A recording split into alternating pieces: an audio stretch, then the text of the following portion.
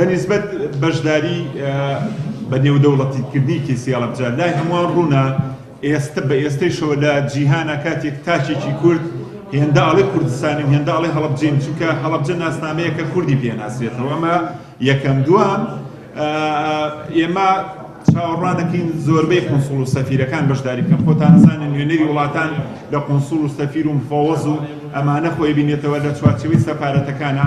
ومێ دەکەین ئەمساڵ زۆرترین خەڵک بەشداری بمن و زۆرترین داوەتنامەی بانگهێنشتنامەیشمان ناردووە.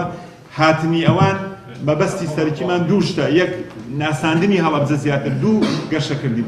بابەتی بودجە زۆر پرسیارەکرێ. من هیوادارم تۆزی واقع بینین. ئێمە ساڵی پار نەگەشتە 50 ملیۆن، پێران بە 33 ملیۆن یادی هەڵەبجەمان کرد. تا ئێستا 50 ملیۆنمان بەدەست گەشتووە.